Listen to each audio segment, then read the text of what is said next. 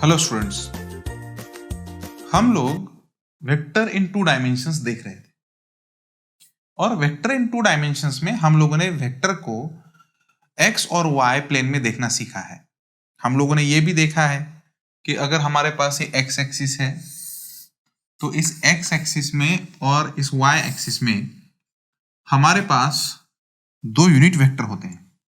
यहाँ पे ये यूनिट वेक्टर होता है आई और यहाँ पे ये एक यूनिट वेक्टर होता है ऐसे जो होता है J. These are the two unit vectors. और यहां पे अगर हम लोग कोई पॉइंट लें, फॉर एग्जांपल ए, और इसके कोऑर्डिनेट्स अगर हम लोग कंसिडर करें एक्स कॉमा वाई, तो इसका मतलब हम लोग यहां से परपेंडिकुलर ड्रॉ कर सकते हैं। परपेंडिकुलर ड्रॉ करने के बाद ये जो एक्स कोऑर्डिनेट है यहां से यहां तक का डिस्टेंस बताएगा और ये जो वर्टिकल वाई कोऑर्डिनेट है हमें यहां से यहां तक का डिस्टेंस बताएगा। ये और हम लोग इस वेक्टर को लिख भी सकते हैं, तो हम लोग इस वेक्टर को रिप्रेजेंट करेंगे ऐसे। तो ये वेक्टर O पॉइंट से A पॉइंट तक निकला है, तो O पॉइंट पे उसका टेल है, टेल, और A पॉइंट पे उसका हेड है। जो लेंथ अलोंग एक्स एक्सिस है उसको हम लोगों ने बोला है एक्स कॉम्पोनेंट, और जो लेंथ अलोंग वाई एक्सिस है उसको हम लोगों ने बोला है वाई कॉम्पोनेंट। तो इस वेक्टर को, OA वेक्टर को हम लोग सिंपल ए वेक्टर ऐसा लिखते हैं और इसको हम लोग लिखेंगे एक्स आई प्लस वाई जे। इसका मतलब क्या हुआ? तुमको एक्स लेंथ पॉजिटिव आई डायरेक्शन में जाना है, मतलब एक्स एक्सिस के डायरेक्शन में जाना है।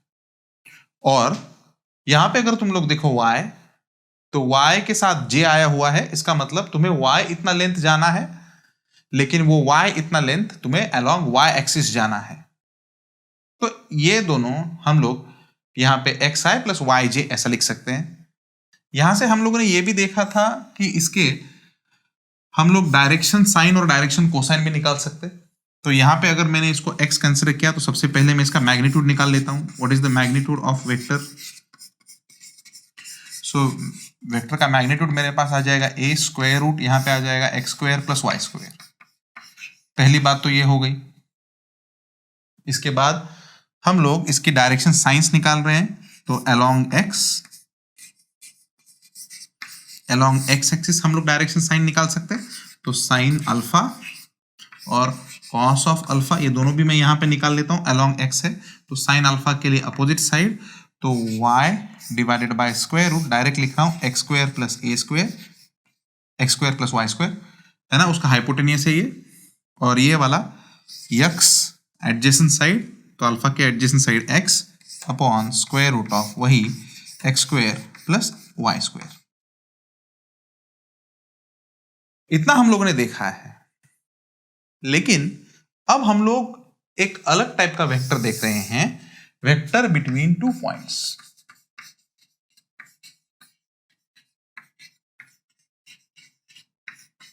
दो पॉइंट्स के बीच में वेक्टर। अब सर इसमें और इसमें क्या फर्क है? यहां पे जो है ये जो वेक्टर हम लोगों ने लिखा है, this vector is written with respect to origin. Origin से कंपेयर करके लिखा है, ओरिजिन से डिस्टेंस लिखा है, ओरिजिन से वेक्टर लिखा है। इसलिए इस वेक्टर को OA बोलो, OB बोलो, OP बोलो, O से चालू होने वाले वेक्टर, मतलब ओरिजिन से चालू होने वाले वेक्टर, इनको हम लोग पोजीशन वेक्टर बोलते हैं। कौन से वेक्टर? Position vector. क्यों? क्योंकि ये वेक्टर उस पॉइंट की पोजीशन से बना है। ये वेक्टर उस पॉइंट की पोजीशन से बना है, इसलिए कौन सा वेक्टर हो गया? Position vector. इस वेक्टर से हम लोग उस पॉइंट का पोजीशन कैलकुलेट कर सकते हैं, पोजीशन फाइंड आउट कर सकते हैं। और ये वेक्टर जो है विथ रिस्पेक्ट टू ओरिजिन लिखा गया है, ओरिजिन के रेफरेंस में लिखा गया है। इधर हम लोग vector between the two points लिखने वाले हैं। इसका मतलब मैं बताता हूं। मान लो कि मेरे पास ये XY प्लेन है, तो यहां पे ये एक्स एक्सिस है मेरे पास और यहां पे मेरे पास ये वाई एक्सिस है। यहां पे मैंने एक पॉइंट लिया A और इसके कोऑर्डिनेट मैंने लिए x1, y1, x1, y1 ऐसे कोऑर्डिनेट लिए। और मैंने यहां पे एक दूसरा पॉइंट लिया है B, और इसके कोऑर्डिनेट मैंने लिए x2, y2। ठीक है ना। अब मुझे कौन सा वेक्टर फाइंड आउट करना है, तो हमारा टारगेट होगा फाइंड वेक्टर AB। तो मुझे ऐसा वेक्टर चाहिए जिसकी स्टार्टिंग A पॉइंट से हो और जो खत्म B पॉइंट पे हो, ऐसा वेक्टर मुझे चाहिए। अब मुझे बताओ ये पोजीशन वेक्टर हुआ क्या? नहीं, क्योंकि पोजीशन वेक्टर होने के लिए उस पॉइंट को ओरिजिन के कंपेयर से लिखना जरूरी है, वो वेक्टर ओरिजिन के रेफरेंस में एक्सप्लेन करना जरूरी है, या वो ओरिजिन से स्टार्ट होना जरूरी है। यहां पे हम लोग जो वेक्टर फाइंड आउट कर रहे हैं वो है ए बी वेक्टर, और ये ए बी वेक्टर ओरिजिन से थोड़ी है, ए पॉइंट से बी पॉइंट की तरफ जा रहा है, इसलिए वेक्टर पोजीशन वेक्टर नहीं हो सकता। So this is a vector between two points. इसमें ए पॉइंट इस वेक्टर की टेल है, स्टार्टिंग पॉइंट टेल, और यहां पे बी ये इसका हेड है। करेक्ट। तो अगर तुम लोग लॉजिकली देखो तो यहां पे हम लोग यहां से परपेंडिकुलर ड्रॉ कर सकते हैं, तो ये परपेंडिकुलर मैं यहां पे ड्रॉ कर लेता हूं। देखो, तो यहां से यहां तक जो डिस्टेंस होगा वो होगा x1, और यहां से अगर मैंने परपेंडिकुलर ड्रॉ कर लिया, ये देखो ये, तो यहां से यहां तक जो डिस्टेंस होगा ये होगा x2। ठीक है। तो x1 ये सिर्फ a पॉइंट का कंपोनेंट है, x2 सिर्फ b पॉइंट का कंपोनेंट है। हमें क्या निकालना है? ए बी का x एक्सिस में कितना है। हमारा टारगेट क्या होगा? हमारा A B vector x axis में कितना। तो हमारा A B vector A B line x axis में कितनी आती है? ये है x2, ये है x1, तो x एक्सिस में आती है x2 माइनस x1। यहां पे तुम लोग ऐसा भी सोच सकते हो, हेड माइनस टेल। मतलब देखो यहां पे हेड, तो हेड का कोऑर्डिनेट आ गया x2, x एक्सिस में सोच रहे हैं तो x2 कोऑर्डिनेट आ गया हेड का, माइनस x1 टेल का कोऑर्डिनेट आ गया। तो हमें ए बी वेक्टर का अगर x कंपोनेंट चाहिए तो हेड माइनस टेल करना पड़ेगा, x2 माइनस x1 करना पड़ेगा। बराबर। चलो y एक्सिस के बारे में सोचेंगे। y एक्सिस में अगर तुम लोगों ने देखा तो यहां से यहां तक डिस्टेंस y1 है, और ये टोटल डिस्टेंस y2 है। तो इसका मतलब हमें ये डिस्टेंस कैलकुलेट करना है। हमारा वेक्टर ए बी वेक्टर का यहां से यहां तक, इसी वेक्टर का, ये ट्रायंगल तो दिख रहा है ना तुम्हें, तो इसी वेक्टर का y एक्सिस में कितना है? y2 जो है ये सिर्फ b वेक्टर का है, y1 जो है वो सिर्फ a का है। लेकिन अगर ए बी का देखोगे तो इस y2 में से y1 माइनस करोगे, जैसे यहां पे x2 में से x1 माइनस किया था, तो यहां पे हेड माइनस टेल किया था, वैसे ही तुम लोग यहां पे भी हेड माइनस टेल करोगे। इसका मतलब तुम्हारे पास यहां पे आना चाहिए y2 माइनस y1। समझा? इसका मतलब ए बी वेक्टर अगर तुम्हें लिखना है तो इस ए बी वेक्टर को लिखने के लिए हम लोग कैसे लिखेंगे? देखो, ए बी वेक्टर अगर मुझे लिखना है तो मुझे इसका x कंपोनेंट लिखना पड़ेगा, इसके बाद में मुझे i लगाना पड़ेगा यहां पे, प्लस y कंपोनेंट लेना पड़ेगा, और यहां पे मुझे j लगाना पड़ेगा। तो हमारा A B vector x axis में कितना है? x2 minus x1 i।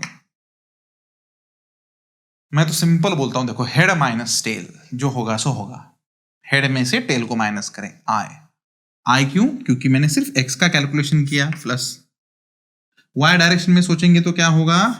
y2 minus y1 j। इस तरह से तुम लोग vector between the two points calculate कर सकते हो। अच्छा, अगर इसका मैग्नीट्यूड कैलकुलेट करना है तो अगर किसी भी वेक्टर का मैग्नीट्यूड कैलकुलेट करना है तो हम लोग क्या करेंगे, एक्स पार्ट का स्क्वायर प्लस वाई पार्ट का स्क्वायर। तो यहां पे भी अगर ए बी का मैग्नीट्यूड तुम्हें कैलकुलेट करना है तो मैं यहां पे ऊपर लिखता हूं, देखो ए बी वेक्टर का मैग्नीट्यूड कैलकुलेट करना है, या लेंथ ए बी भी तुम लोग बोल सकते हो, तो तुम लोग इसको कैसे लिखोगे, square root of x part का स्क्वायर x2 माइनस x1 का स्क्वायर प्लस y पार्ट का स्क्वायर y2 माइनस y1 इसका स्क्वायर, आंसर। तो इस तरह से तुम लोग ए बी का मैग्नीट्यूड कैलकुलेट कर सकते हो, ये ए बी वेक्टर कैलकुलेट कर सकते हो। और अगर मैंने पूछा यूनिट वेक्टर कैलकुलेट करना है तो तुम लोग यूनिट वेक्टर भी कैलकुलेट कर सकते हो, तो मैं यहां पे लिखूंगा, अगर तुम्हें A B unit vector calculate करना है तो तुम लोग ए बी वेक्टर को उसी के मैग्नीट्यूड से डिवाइड करोगे। यूनिट वेक्टर निकालने का सबसे बेस्ट तरीका क्या है, उसी वेक्टर को उसी के मैग्नीट्यूड से डिवाइड करो। तो तुम्हारे पास तो वेक्टर आया हुआ है, उसका मैग्नीट्यूड भी तुम्हारे पास प्रेजेंट है, तो उसी वेक्टर को अगर तुम लोगों ने उसी के मैग्नीट्यूड से डिवाइड किया तो उस डायरेक्शन में तुम्हें यूनिट वेक्टर मिलेगा। इसका मतलब तुम्हें इस डायरेक्शन में यूनिट वेक्टर मिलेगा, ऐसे। तो ये जो यूनिट वेक्टर हम लोगों ने निकाला है ना, ये यूनिट वेक्टर यहां पे है, ए बी के डायरेक्शन में आने वाला यूनिट वेक्टर। यूनिट वेक्टर क्यों? क्योंकि इसका मैग्नीट्यूड 1 है, समझा? लेकिन कॉन्सेप्ट अच्छे से कब क्लियर होगा, जब हम लोग इसका एग्जाम्पल सॉल्व करेंगे। तो चलो आ जाओ, इसका एग्जाम्पल हम लोग देखते हैं।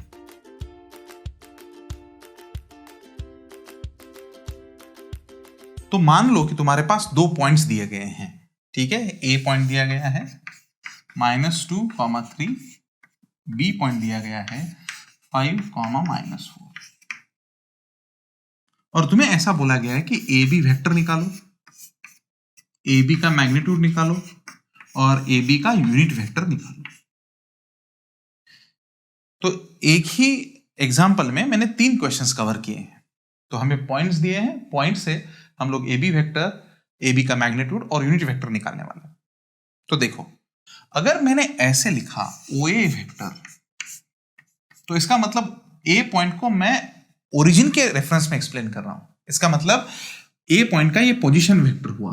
तो पोजीशन वेक्टर में हम लोग कैसा लिखते हैं, एक्स पार्ट उसको आई लगाएंगे प्लस वाई पार्ट उसको जे लगाएंगे। This is the position vector of A. Clear? चलो, बी का पोजीशन वेक्टर अगर निकालना है तो ओ बी, करेक्ट। बी का पोजीशन वेक्टर निकालना है ओ बी, वो कैसा होगा? तो देखो यहां पे एक्स पार्ट लेंगे 5, इसको आई लगाएंगे, वाई पार्ट लेंगे, इसको जे लगाएंगे, तो हमारे पास ऐसे वेक्टर्स आ जाएंगे। तो मैं ए पॉइंट लूंगा यहां पे ए, यहां पे मैंने बी पॉइंट लिया बी। तो ओरिजिन जहां कहां पे होगा, तो ओरिजिन के रेफरेंस में मेरे पास ये वेक्टर होगा ओ ए वेक्टर, ओरिजिन के रेफरेंस में मेरे पास ये होगा ओ बी वेक्टर। ओ ए का पोजीशन ओरिजिन के हिसाब से position vector of A, B point का पोजीशन ओ के हिसाब से ओ बी वेक्टर। मुझे कौन सा चाहिए सर? आपको ना ओ ए चाहिए ना आपको ओ बी चाहिए, आपको तो ए बी चाहिए। तो ए बी इस वेक्टर में, ए ये टेल है, बी ये हेड है। क्लियर? तो हमें ऐसा वेक्टर चाहिए जो ए से बी की तरफ जाता हो। यहां पे हम लोग ट्रायंगल लॉ का कंसेप्ट भी यूज कर सकते हैं। Triangle law of vector addition से कैसे हम लोग निकाल सकते हैं, तो मैं यहां पे लिखता हूं ट्रायंगल लॉ। ट्रायंगल लॉ से भी हम लोग अप्लाई कर सकते हैं। कैसे? पहले 2 वेक्टर्स सीक्वेंस में लो, तो सीक्वेंस में कौन सा है भाई साहब, ओ ए प्लस ए बी। चलो आ जाओ sir, O A vector plus A B vector, O A plus A B मतलब ओ बी बेस्ट। तो मुझे ए बी वेक्टर अगर मुझे निकालना है तो ओ बी वेक्टर में से ओ ए को माइनस करना पड़ेगा, बराबर। लेकिन इतना ट्रायंगल लॉन, ये लॉन कुछ लगाने की जरूरत नहीं, क्योंकि मैंने पहले से इसका शॉर्टकट दिया हुआ है। क्या है shortcut? Head minus tell. Shortcut क्या है? Head minus tell. तो हेड में से टेल को माइनस करो, बात खत्म। हेड का पोजीशन वेक्टर तुम्हारे पास प्रेजेंट है, टेल का पोजीशन वेक्टर तुम्हारे पास प्रेजेंट है, तो head minus tell, answer. Clear? तो चलो हेड का पोजीशन वेक्टर हम लोग लिखेंगे, कितना है यहाँ पे है मेरे पास 5i minus 4j minus OA minus 2i plus 3j, आ जाओ मल्टीप्लाई कर लेना 5i minus 4j minus minus plus 2i minus minus 3j। समझा?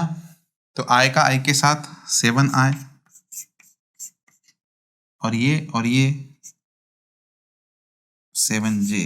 क्या बात है, मस्त। 7i plus 7j। Calculation check करते रहना। बराबर, माइनस माइनस आ गया, ये 4 और 3 7 और ये बराबर, ठीक है ना? तो ये हमारे पास कौन सा वेक्टर मिला सर? ये हमारे पास ए बी वेक्टर मिल गया।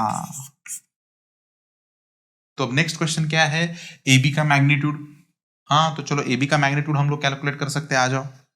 तो चलो तुम लोग करो, मैं यहाँ पे इरेज कर देता हूँ थोड़ा, तुम लोग कर लो, करके बताओ ए बी वेक्टर का मैग्नीट्यूड कितना आता है, करके बताओ। चलो come on everyone, A B vector का मैग्नीट्यूड निकालो, चलो जल्दी जल्दी जल्दी, फास्ट आंसर चाहिए मुझे। हाँ कितना ए बी? तो ए बी का मैग्नीट्यूड कैसे निकालते हैं हम लोग? एक्स पार्ट का स्क्वायर वाई पार्ट का स्क्वायर, एक्स पार्ट का स्क्वायर 7 का स्क्वायर, वाई पार्ट का स्क्वायर माइनस 7 का स्क्वायर, इसका मतलब 49 प्लस 49, इसका मतलब 7√2। 7 को मैंने बाहर कॉमन निकाला। क्लियर? हाँ बढ़िया। तो चलो आ जाओ, हम लोग यूनिट वेक्टर भी निकाल सकते हैं इसका। चलो यूनिट वेक्टर कैसे निकालेंगे सर? ए बी वेक्टर को ए बी के मैग्नीट्यूड से डिवाइड करो। ए बी वेक्टर कितना है? चलो 7i minus 7j।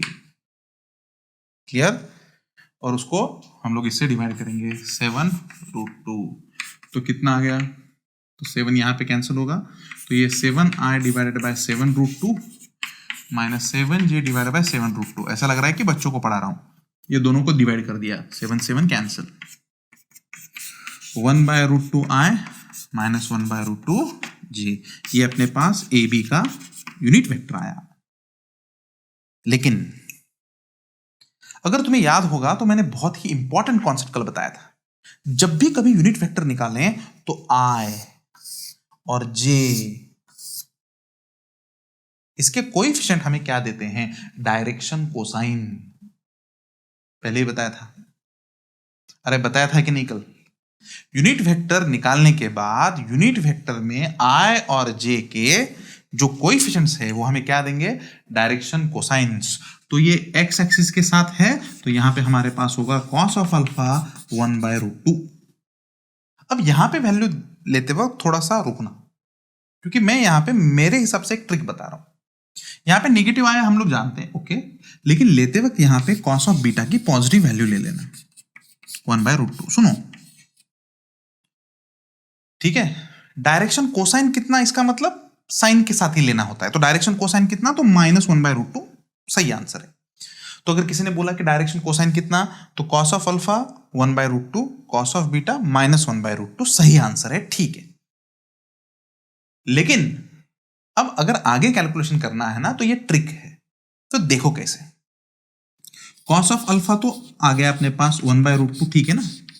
Cos of beta की भी वैल्यू ना पॉजिटिव ही लेना 1/√2। सुनो, ये थोड़ा सा गड़बड़ मेथड है, लेकिन आंसर करेक्ट आता है। डायरेक्शन कोसाइन कितना बोलने के बाद साइन के साथ आंसर है, क्लियर? लेकिन अगर हमें एंगल्स कैलकुलेट करना है तो रुको, एंगल्स कैलकुलेट करते हो थोड़ा सा दिमाग लगाना है। तो सभी वैल्यूज पॉजिटिव ले लेना, ये अपना कैलकुलेशन है, रफ में कैलकुलेशन है, ठीक है ना? अच्छा, अब देखो अल्फा एंगल मतलब कैसा है। देखो, कोई भी वेक्टर अगर हम लोग बताते हैं ना, तो किसी भी वेक्टर को हम लोग ऐसा बताते हैं, ये अल्फा मतलब किसके साथ है? एक्स एक्सिस के साथ है। बीटा मतलब किसके साथ है? वाई एक्सिस के साथ है। आई होप कि तुमको समझ गया होगा। और अगर ग्यामा होता तो जेड एक्सिस के साथ होता, अल्फा एक्स एक्सिस के साथ, बीटा वाई एक्सिस के साथ, ग्यामा जेड एक्सिस के साथ। क्लियर? अब यहां पे कॉस अल्फा और कॉस बीटा। अब इस वेक्टर को देखें कि ये वेक्टर कहां से कहां तक है। वेक्टर को लिखें, तो लिख लिया वेक्टर को। अब वेक्टर को डायग्रामेटिकली बनाएं। ये तुम्हारा कॉन्सेप्ट थोड़ा अच्छे से क्लियर करेगा। तो 1/√2, तो चलो पॉजिटिव है, पॉजिटिव 1/√2, ये पॉजिटिव 1/√2 आ गया, देखो पॉजिटिव है ना, ये निगेटिव है तो y एक्सिस में निगेटिव मतलब नीचे, तो ये मैं नीचे आ गया यहाँ पे, ये -1/√2, ये x एक्सिस, ये y एक्सिस, क्लियर। तो अब हमारा वेक्टर यहां से यहां तक ऐसा बना, बराबर। अब तुम लोग एंगल निकाल सकते हो, क्या ये वाला एंगल निकाल सकते हो तुम लोग? हाँ सर, ये वाला एंगल x एक्सिस के साथ है अल्फा, देखो तो cos ऑफ अल्फा 1/√2, तो अल्फा की वैल्यू कितनी आई? 45। अब एक बार अगर अल्फा की वैल्यू आई तो बीटा की वैल्यू तो आराम से निकल जाएगी, है ना। अगर अल्फा 45 है तो बचा हुआ बीटा कितना है? 45 डिग्री। अरे समझ गया ना। लेकिन फिजिक्स में कैसा है, थोड़ा सा सुन लेना, कॉन्सेप्ट है, ये जो एंगल है ये बोलो पॉजिटिव वाई एक्सिस के साथ है कि निगेटिव वाई एक्सिस के साथ है? ये निगेटिव वाई एक्सिस है ना।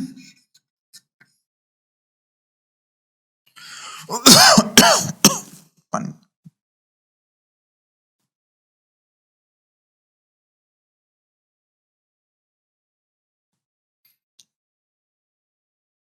तो ये निगेटिव वाई एक्सिस के साथ है ना एंगल है।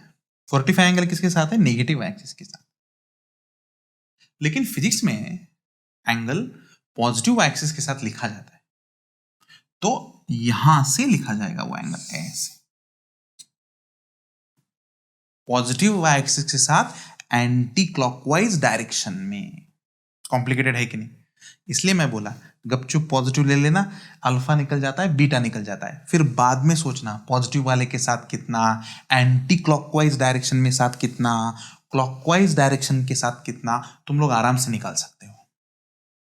तो बेस्ट ट्रिक क्या है इसमें कि सबसे पहले सबका ये डायरेक्शन कोसाइन कितना बोलने के बाद तो -1/√2 ही, लेकिन अगर एंगल निकालना है तो सबकी पॉजिटिव वैल्यू लेके आराम से एंगल निकालो, बाद में सोचते बैठ दो कि पॉजिटिव वाई एक्सिस के साथ कितना एंगल करता है, तो 180 + 45, समझा।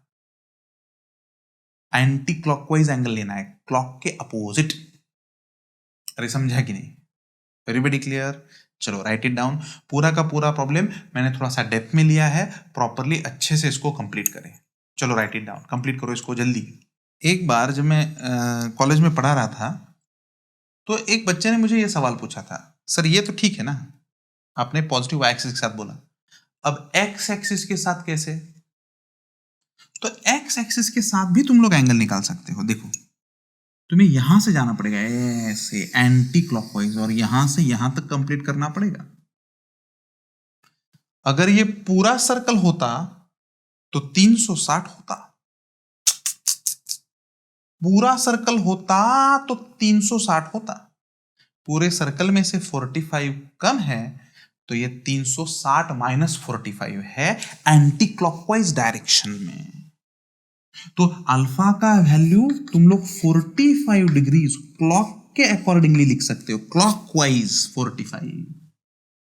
एंटी क्लॉकवाइज अगर तुम्हें लिखना है तो तुम्हें लिखना पड़ेगा 360 - 45। ऐसी बात करते करते ये एक पॉइंट ध्यान में आया, इसलिए मैंने यहां पे लिख दिया। तो 45 क्लॉकवाइज, नीचे घड़ी की जैसे क्लॉकवाइज, 360 - 45 एंटी क्लॉकवाइज। क्लियर? चलो आगे बढ़ते हैं।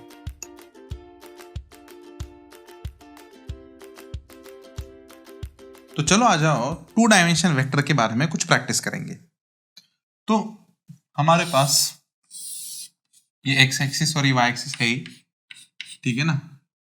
ये वेक्टर है मान लो 5, और इसने एंगल किया है यहां पे 37।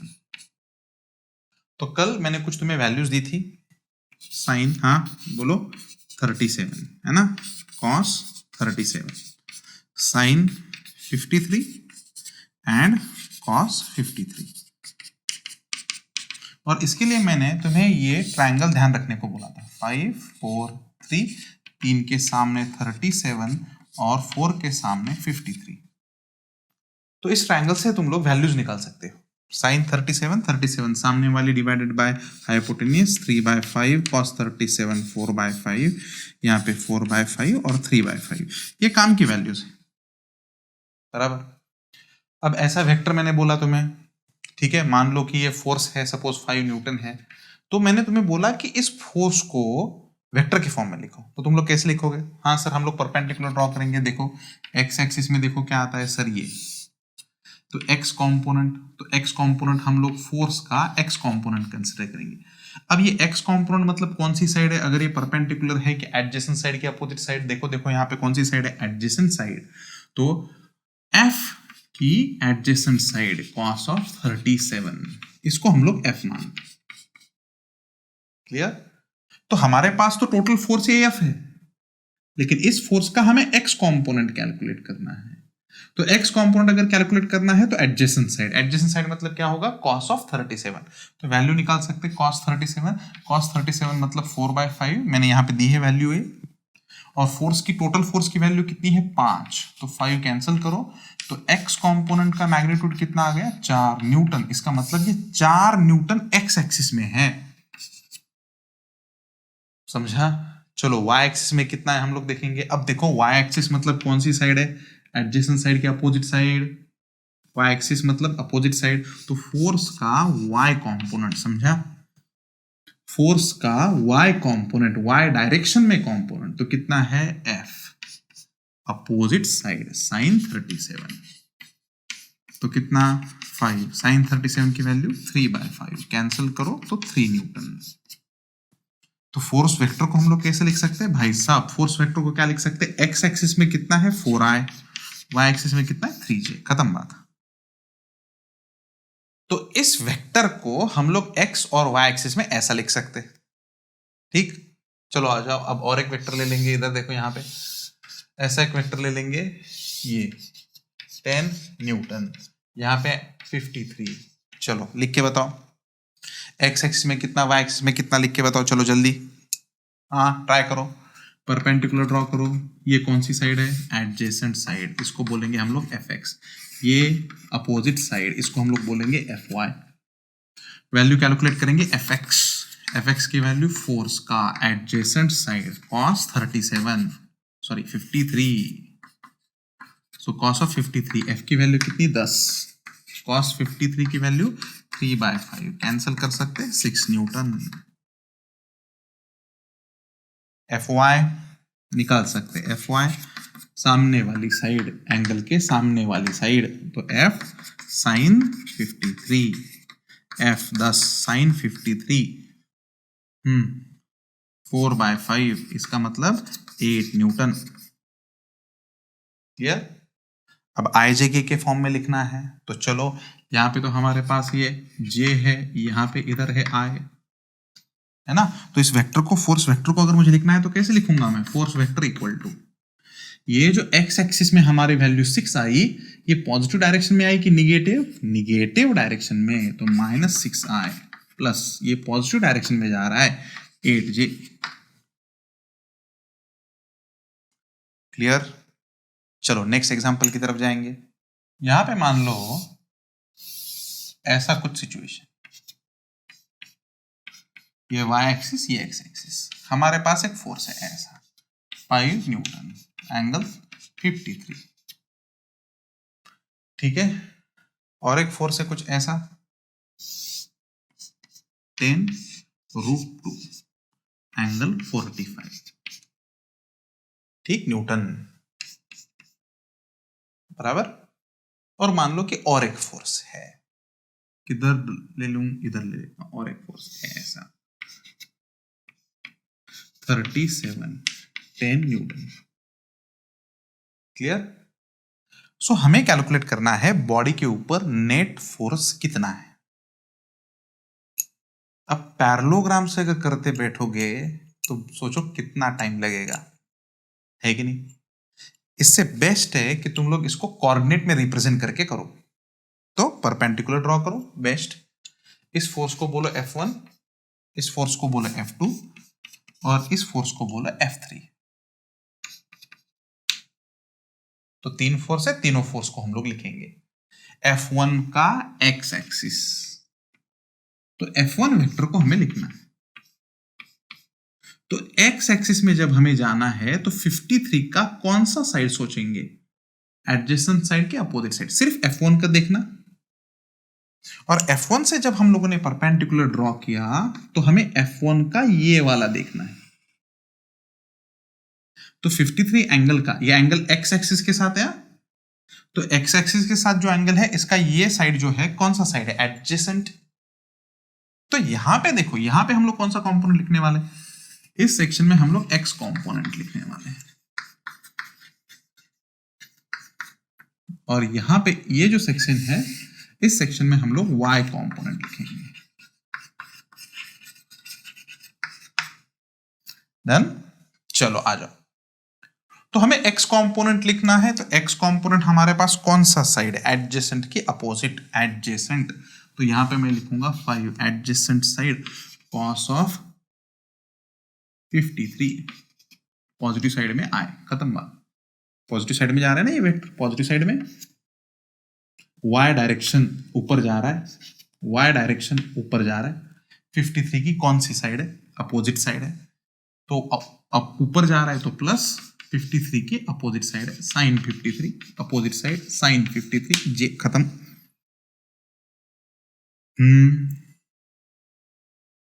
F2 के लिए भी लिख सकते हो, F2 से परपेंडिकुलर ड्रॉ करो। देखो F2 से अगर परपेंडिकुलर ड्रॉ करोगे तो क्या होगा? ये साइड कौन सी साइड है? एडजेसेंट के अपोजिट, एडजेसेंट 45 के एडजेसेंट साइड है। F2 की वैल्यू कितनी है? 10√2। तो 10√2 की एडजेसेंट साइड, 10√2 के एडजेसेंट साइड मतलब cos, तो हम लोग वैल्यू लिखेंगे 10√2 cos ऑफ 45। ये किस डायरेक्शन में है? पॉजिटिव x, तो पॉजिटिव i। समझा नहीं? अब y डायरेक्शन के बारे में सोचो। y डायरेक्शन किधर है? ये, तो y डायरेक्शन मतलब अपोजिट साइड, 45 की अपोजिट साइड, सामने वाली साइड अपोजिट साइड। तो हम लोग क्या लिखेंगे? 10√2, उसकी अपोजिट साइड है साइन 45। समझा? अब क्वेश्चन ये है कि प्लस की माइनस, ये वेक्टर ऐसे नीचे जा रहा है ना, मतलब y डायरेक्शन में हमें नीचे जाना पड़ेगा, नीचे जाना पड़ेगा, इसका मतलब -j। समझा? चलो आ जाओ, let us go for the next value F3। F3 के बारे में सोचेंगे, आ जाओ। This is F3, perpendicular draw करो यहां से, ये परपेंडिकुलर है, तो ये वाली साइड एडजेसेंट साइड है कि नहीं?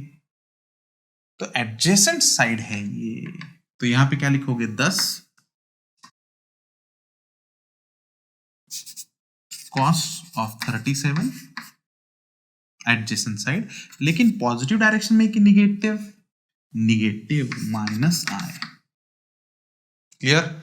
ये देखो, ये अपोजिट साइड, अपोजिट साइड मतलब यहां पे 10 sin 37, पॉजिटिव साइड में जा रहा है कि निगेटिव? ऊपर जा रहा है, ऊपर जा रहा है मतलब पॉजिटिव प्लस j। क्लियर? लेकिन हमें तो सबकी वैल्यू यहां पे पता है। cos 53 की वैल्यू पता है 3/5, इसकी वैल्यू पता है 4/5, इसकी वैल्यू पता है 1/√2, 1/√2, 4/5, 3/5। तो कैलकुलेशन हम लोग कर सकते हैं। तो ये कट करो, यहाँ पे ये आ जाएगा 3i प्लस 4j, ये आ जाएगा √2 कैंसिल, 10i माइनस 10j, ये आ जाएगा 5 है ना, 8 माइनस 8i और प्लस 6j। क्लियर? तो इस तरह से हमारे पास सभी वेक्टर्स आ गए। क्लियर? अच्छा, तो what is the total force, ऐसा पूछा है हमें। तो टोटल फोर्स मतलब क्या है? Net force. अब नेट फोर्स हमें निकालना है, तो नेट फोर्स निकालने के लिए हमें क्या करना पड़ेगा? सर सबका एडिशन करना पड़ेगा, F1 plus F2 plus F3, सबका एडिशन। तो आई वालों का एडिशन करो, 3 10 13 -8, तो 5 बच गया, तो 5i। क्लियर?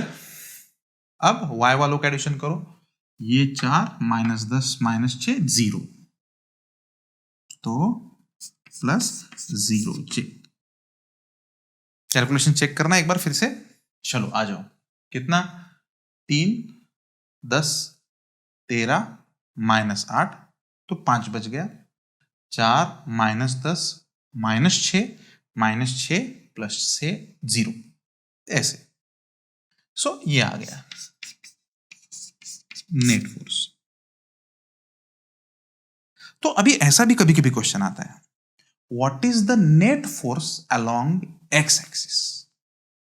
तो sir net force along x axis कितना है? सर यही नेट फोर्स है, लेकिन ये कौन सी डायरेक्शन में है? एक्स एक्सिस के डायरेक्शन में। तो what is the net force along x axis? 5i। What is the net force along y axis? 0। Y axis में कोई भी फोर्स नहीं है, 0। क्लियर? अब ये एक क्वेश्चन एम्स में आया था, इसी टाइप का क्वेश्चन था, एम्स में आया था। तो हम इसको थोड़ा सा बाजू में कर लेता हूं, यहां पे कर लेता हूं, ठीक है ना? किधर जगह मिलेगी वहां पे कर लेता हूं मैं। क्वेश्चन क्या था, देखो यहां पे कर लेता हूं, ठीक है ना? मान लो, क्वेश्चन है, मान लो कि यहां पे एक बॉडी,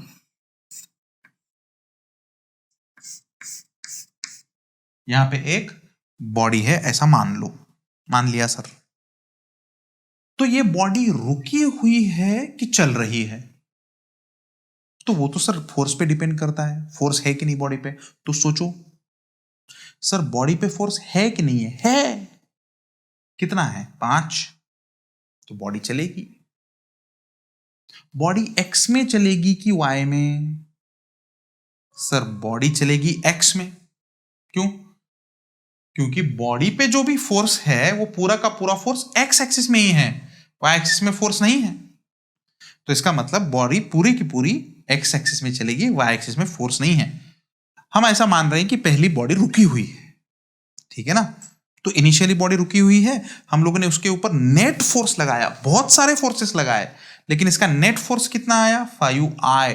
तो इसका मतलब सिर्फ एक्स एक्सिस में फोर्स आया 5, तो बॉडी सिर्फ एक्स एक्सिस में जाएगी, वाई एक्सिस में फोर्स नहीं है, इसका मतलब बॉडी वाई एक्सिस में नहीं जाएगी।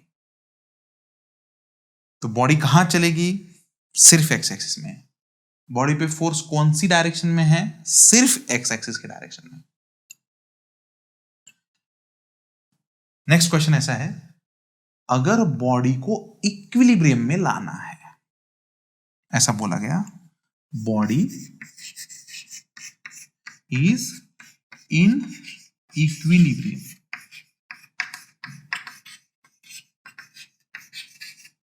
खतरनाक वर्ड।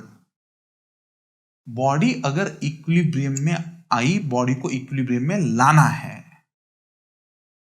सो अगर if body is in equilibrium, if ऐसा वर्ड है यहां पे, if what is force require?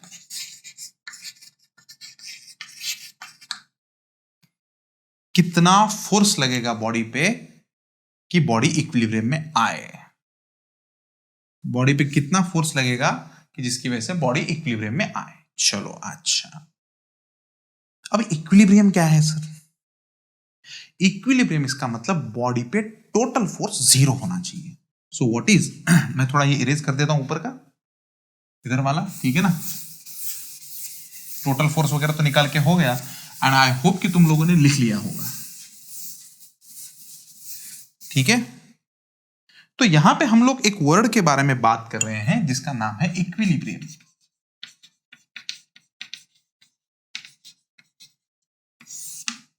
Equilibrium इसका मतलब बॉडी पे नेट फोर्स होना चाहिए 0। क्या आप फेंक रहे हो सर, बॉडी पे नेट फोर्स 0 नहीं है? ये वाला नेट फोर्स नहीं। इस बॉडी को इक्विलिब्रियम में लाने के लिए हम कुछ तो फोर्स लगाएंगे ना, ऐसे कुछ तो फोर्स लगाएंगे। कहां पे तो फोर्स लगाएंगे? F। हम लोगों ने अप्लाई किया हुआ फोर्स। ये बॉडी इक्विलिब्रियम में है क्या अभी? तो नहीं, ये नहीं है अभी, यह इक्विलिब्रियम में नहीं है। बॉडी अभी इक्विलिब्रियम में नहीं है क्योंकि बॉडी के ऊपर फोर्स है ना, 5I फोर्स है ना बॉडी के ऊपर। तो क्वेश्चन ऐसा है कि अगर बॉडी को इक्विलिब्रियम में लाना होता तो कितना फोर्स लगता। तो इक्विलिब्रियम का डेफिनेशन ऐसा है कि बॉडी पे नेट फोर्स 0 होना चाहिए। एक्चुअली इसका नाम है ट्रांसलेशनल इक्विलिब्रियम, तो लेकिन वो बाद में देखेंगे हम लोग। इक्विलिब्रियम का मतलब है बॉडी पे नेट फोर्स 0 होना चाहिए। तो बॉडी के ऊपर अभी जो फोर्स है और हम लोग जो अप्लाई करने वाले हैं वो सब का सब मिला के 0 होना चाहिए। तो बॉडी के ऊपर का टोटल फोर्स हम लोग जो अप्लाई करने वाले हैं और बॉडी के ऊपर का जो पहले का नेट फोर्स है, ये टोटल फोर्स मिला के 0 होना चाहिए। क्लियर? तो ये सबका मिला के फोर्स 0 है, या इसको मैं अगर कंफ्यूजन हो रहा होगा तो मैं इसको F = 0 बोल देता हूं। बॉडी के ऊपर जितना भी पहले से फोर्स है और बॉडी को इक्विलिब्रियम में लाने के लिए हम लोग जो फोर्स अप्लाई करने वाले हैं, बॉडी के ऊपर जितना पहले से फोर्स है इतना, और बॉडी के ऊपर हम लोग जो अप्लाई करने वाले वो फोर्स, ये सब मिला के 0 होना चाहिए। समझा? तो क्वेश्चन ऐसा था, देखो ये बॉडी इक्विलिब्रियम में है क्या? नहीं है। क्यों नहीं है? बॉडी के ऊपर फोर्स है सर। कौन सी डायरेक्शन में? एक्स एक्सिस के डायरेक्शन में। वाई एक्सिस के डायरेक्शन में फोर्स है क्या? नहीं है। तो ऐसा भी बोल सकते हैं बॉडी वाई एक्सिस में इक्विलिब्रियम में है। क्या बोला मैंने? वाई एक्सिस में फोर्स नहीं है। क्या बोल रहा हूं मैं? वाई एक्सिस में फोर्स नहीं।